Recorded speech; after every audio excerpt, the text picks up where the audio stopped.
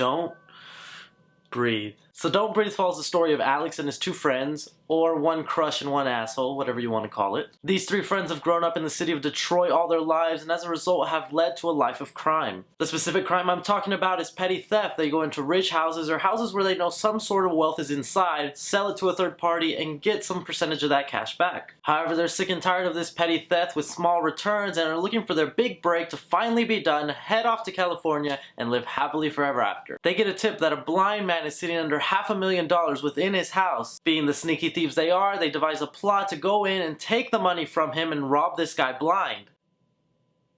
But, just like my bad joke, it doesn't end up going well for them. That's all I'll pretty much say without giving any spoilers to you guys. This is a spoiler-free review. I'll just give you some of the positives, some of the negatives, then I'll hit you with a rating system just like this one, except filled out to the preference of the film.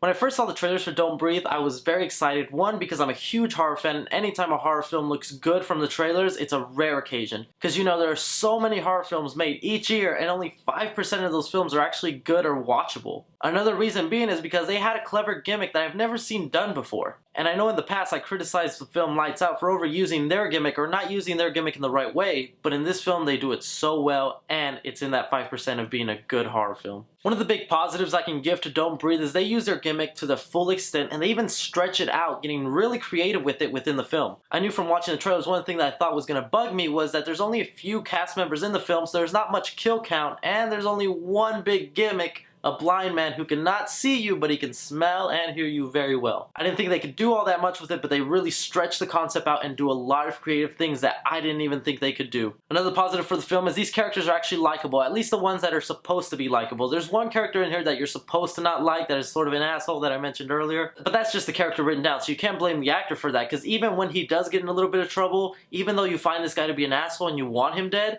when he gets put in that situation, you're kind of like, okay, no, never mind, he is an asshole, but let him go. Another big positive of the film is the directing in this film. Directing is done very well by Fede Alvarez, or Fede Alvarez, sorry if I butchered that. If you didn't know, he's also responsible for directing the Evil Dead reboot that came out a couple years ago. Now, I know a lot of fans of Evil Dead didn't like that film, but I actually really enjoyed it and found it as a nice reboot, and I'm surprised they didn't go along with it. One of the cool things the director does is once the characters are inside the house and they're beginning to look around for this money, they do this whole one shot that looks like it was done in one take. That could just be clever camera work or some cutaways, but they do it in such a way where you map out in your head what the house is like. Instead of cutting from bathroom, closet to kitchen, he takes you from kitchen, closet, bathroom, and you're able to map out this house in your head, which made for some very clever directing and nice camera work, so big props to Fede Alvarez for this. He did a great job building a map of the house in the film. He also did an amazing job with creating this immersive dark environment. At times you feel like you're in this house with these characters scared out of your mind, wanting to get out. You feel trapped just like they do. Another positive is there's a lot of psychological horror. Now, psychological horror to me is always the best kind of horror, because it's the horror that messes with your mind.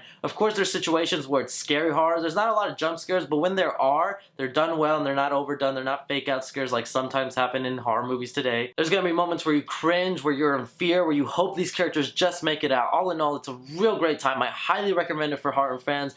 Anybody out there who's wanting to see a good horror movie, definitely check out Don't Breathe. I guarantee you will like this film, but still, even though you might like it, there are a few negatives to be had with the film. And my negatives here are going to be real nitpicky. There was a lot I didn't find I hated in this film, or hate's a strong word. A lot of things I didn't end up liking about the film. One negative is in the beginning of the film, the acting isn't all that great. The acting is fine when it comes to Money and Alex, the two main guys in the film, but the main girl, Honey, I didn't really believe her acting, and she has a few scenes with her younger sister and that little girl. Child actors are always iffy, but this little girl couldn't really deliver her lines well. She took these weird pauses in between each word she said, which I can't blame her too much. She's a child actor. She has a lot to learn before she goes on to become the next Jennifer Lawrence, but still, that kind of took me out of the film when acting's a little bad. You get over it really quick though when they're in the house and there's fear in their eyes. They pull off well, but in the beginning some of the dialogue just doesn't come off well. Another nitpick for me is there's too many fake out moments. There are moments where they overuse a certain type of scare. I don't want to give too much away, but there's a dog in this film, and sometimes it feels like they overuse the dog, and when you watch the film you understand what I mean. What I also mean by fake out moments is you think the movie's over, you think they're done, you think they're in the clear,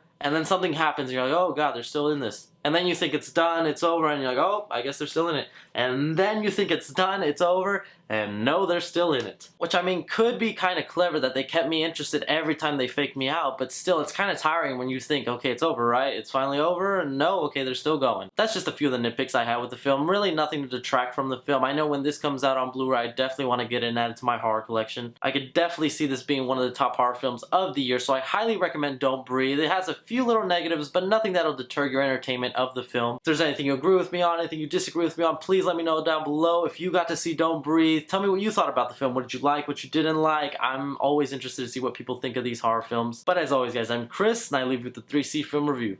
Take care.